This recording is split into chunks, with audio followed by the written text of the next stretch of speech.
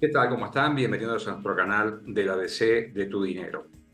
Vamos a hacer un repaso hoy, un repaso con agregados y refuerzos, esa es la idea. ¿Vinculados a qué? A los mecanismos de protección de la inflación para aquellos que tienen pesos, no tienen interés en principio en dolarizarse, no se quieren dolarizar íntegramente, para entender cómo funcionan estas herramientas, cuál es la verdadera protección que tenemos frente a la inflación cuando elegimos una u otra, y otros factores que tenés que tomar en consideración a la hora de esta decisión de inversión. Vamos a hablar entonces de los plazos fijos UVA, ¿sí? Esa es la idea, retomar el tema desde aquí, plazos fijos UVA, y analizar otras opciones de inversión que existen en el mercado y que, vamos a ver, tienen que plantearse alguna mirada un poco más comprensiva, más amplia, para no caer finalmente en una situación que vos decís, bueno, entré con un objetivo y finalmente me encontré con otros resultados. Recordamos que la unidad de valor adquisitivo es ni más ni menos, ¿no?, que un instrumento, no digo perfecto, pero imperfecto, pero lo más aconsejable posible para seguir el ritmo de la inflación, ¿no? Cuando la inflación viene para arriba, ¿sí?, viene subiendo mes a mes, siempre los índices corren detrás.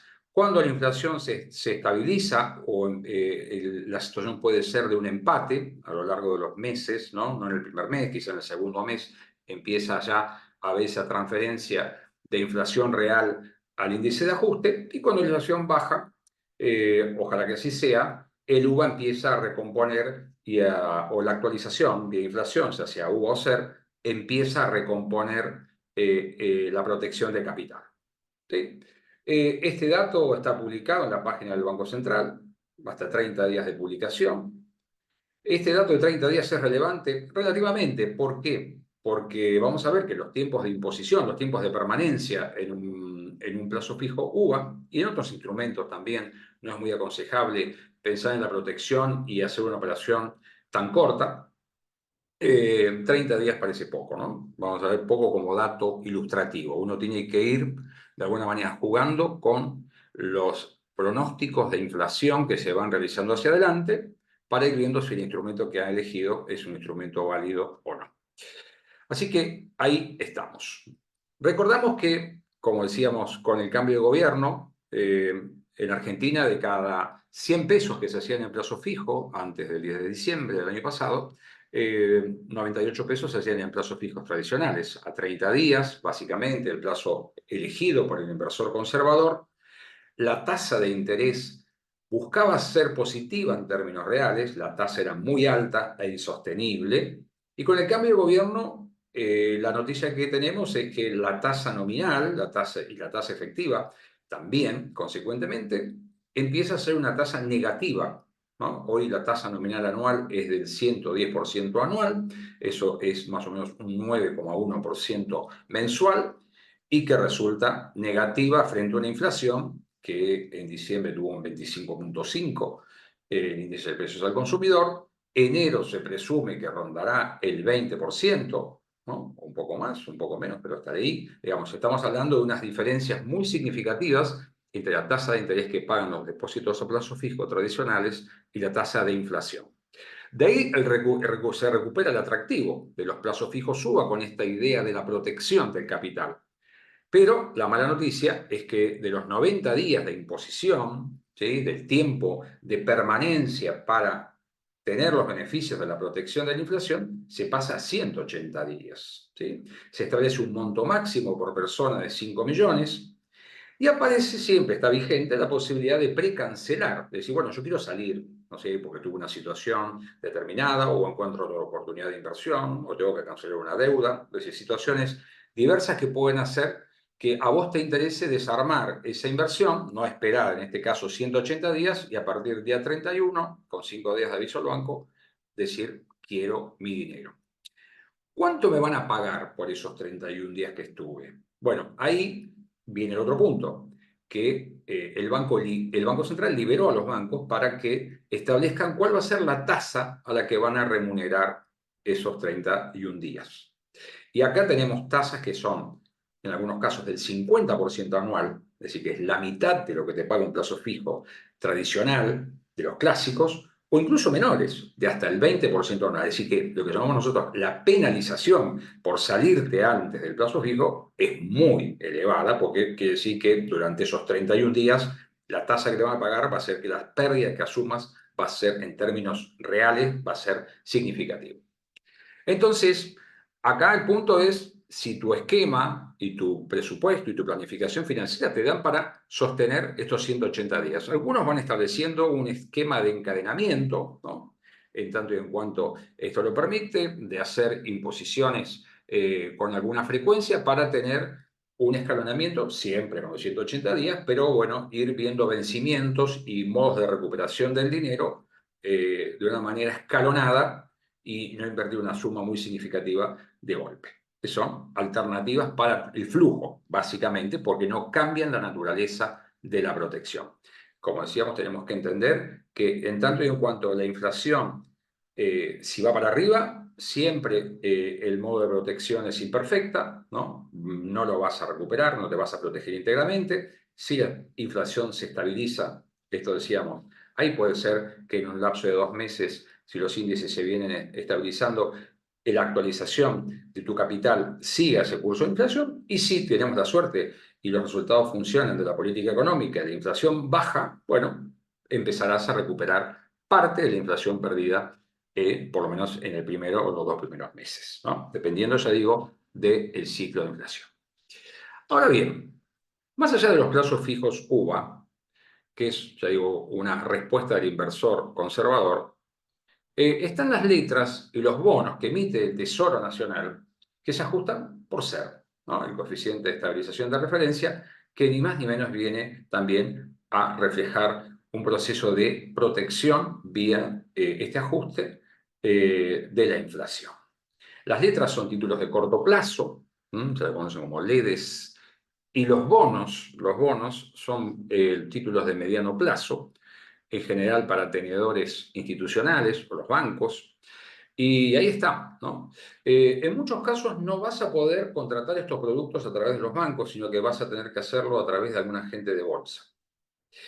¿Y cuál es la idea? Bueno, muy bien. En algunos casos es la inflación lo que te paga, ¿sí?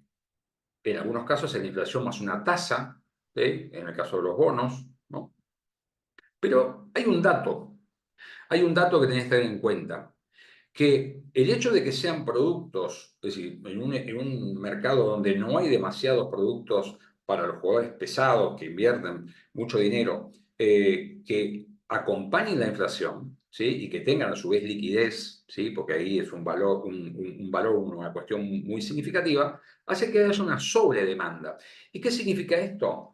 Que se paga un precio por esos títulos que lo que hace en la práctica, que vos pagues por algo que vale 100, quizá pagues 110 o 115, ¿sí? ¿Se entiende? En vez de pagar 100, pagas 100, 110 o 115, y que cuando recibas el precio de la liquidación de ese título, la diferencia real, que sería tu objetivo de protección frente a la inflación, sea efectivamente menor. Se calcula que más o menos el rendimiento que te está dando o la actualización que te está brindando este tipo de títulos, básicamente las redes, pueden estar en torno al entre el 10 y el 15% mensual. Es decir, que estamos hablando de vuelta de una inversión que no te protege íntegramente de la inflación, si es el 20-25%, ¿no? ¿Se entiende? Es decir, al pagarse un precio más caro que la paridad, vos conseguís finalmente una protección menor en términos reales. Así que es un tema. Por un lado, la dificultad, es decir, enfrentamos distintas dificultades. En este caso, la dificultad de encontrarlo si sos un operador de banco y no querés complicarte la vida con un agente de bolsa, esto no podés acceder. Y también aquellos que quieren hacer los plazos fijos ajustables UVA, se encuentran con la dificultad que muchas veces en la página de los bancos no están, tienen que ir físicamente a la entidad a hacer el plazo fijo. Es un engorro, ¿no? Es un engorro, pero bueno, el tema es si encontramos otras alternativas disponibles para protegernos de la inflación. Así que la inflación nos plantea estos dilemas. Fundamentalmente, creo que para los inversores de plazo fijo UVA, 180 días es largo. Recordemos esta idea del encadenamiento y de una buena planificación financiera, y si los flujos de ingresos nuestros son regulares como para que la planificación después se adapte a la realidad. Así que liquidez es un tema. ¿Lo puedo llegar a necesitar antes? Ahí puedo tener dolores de cabeza. El otro tema, como decíamos recién, ¿no? El UVA, con sus particularidades, como que sigue la inflación, ¿sí? Y no va a haber una quita en cuanto a la protección de la inflación. En el caso de las letras y los bonos, el partido es diferente y ahí ya tengo que mirar otras cuestiones y ver cuál es la verdadera protección que me pueden llegar a brindar esos instrumentos. Y pensar en una parte que se habló hace unas semanas del tema de megacanje, de despejar los vencimientos del 2024 a esos 3 años siguientes, fundamentalmente para las entidades más grandes, pero bueno, este tema quedó resuelto. Habrá que ver cómo funciona y eso también cómo puede llegar a provocar efectos en el resto de los títulos y de los instrumentos disponibles para, te digo, el inversor que quiere al menos, protegerse de la inflación, proteger su poder adquisitivo. Esperemos que te sirva como modo y reactualización, si querés llamar así, ¿no? Poner la ruedita nuevamente a girar y ver qué novedades te puede haber aportado este video. Espero que te sirva. Nos sigas, te suscribas a nuestro canal, nos hagas llegar tus comentarios, opiniones y sugerencias de temas que pueden ser de tu interés para mejorar tu educación financiera. Muchísimas gracias. En el video que acabamos de ver, en la tercera placa, nosotros presentamos distintas alternativas, ya sea de los montos que teníamos que invertir mensualmente, como de los tiempos de permanencia, pero los tres esquemas, las tres alternativas tenían algo común, que ¿cuál era? La tasa de interés que pensábamos nosotros obtener en el mercado. Seguramente en el menú de opciones, bueno, las tasas pueden variar. Nosotros tomamos este número como un número de referencia, uno puede trabajar con números más altos o más bajos, siempre tener en cuenta que los rendimientos a los que estamos invirtiendo están sometidos a riesgo, por lo general, ¿sí? No estamos hablando de inversiones libres de riesgo que tendrían una tasa de interés más baja. Bueno, uno puede hacer las simulaciones y los cálculos que crea, eso no va de ninguna manera a desterrar o a tirar, digamos, abajo la idea de que empezando más temprano, ¿sí? Con un menor esfuerzo financiero, ¿sí? Los resultados son mejores que empezando más tarde. ¿Sí? Ahí está la dinámica del interés compuesto. Esto es lo que estamos mencionando, ¿no? Esfuerzos menores, ustedes ven que la persona que ahorra durante 30 años, siempre a la tasa, en este caso del 7%, obtiene un valor final de $30.500 y aquella persona que invierte 5 veces más, pero empieza 20 años más tarde, obtiene un capital sensiblemente menor. Entonces, el tema de la tasa está hecha en referencia a los rendimientos que se han obtenido en los últimos 50 años casi del mercado de capitales americano. No puede decir, bueno, es un mercado que hoy uno puede acceder a través de distintos instrumentos, puede buscar en su plaza local también las alternativas de inversión y cuál es el rendimiento. Esto tiene algunas aristas más, pero fundamentalmente esta idea del 7% anual y un fenómeno de capitalización de intereses es lo que permite arribar a este dinero. En la columna de intereses, este es el capital, es el dinero que uno va poniendo mes a mes durante 30 años, $9.000, ¿sí? Estos son los intereses que va generando la inversión, pero que vamos dejando, vamos capitalizando esos intereses, no los retiramos, no los consumimos, sino que pasan a formar parte del nuevo capital que volvemos a invertir y así sucesivamente durante estos 30 años, 20 o 10, el plazo que ustedes elijan o pueden elegir, depende de dónde estés parado, depende de dónde estés parado. Pero la idea o el mensaje central del video es que uno pueda visualizar en un ejemplo bastante simple las diferencias que se pueden alcanzar en términos de esfuerzo, ¿sí?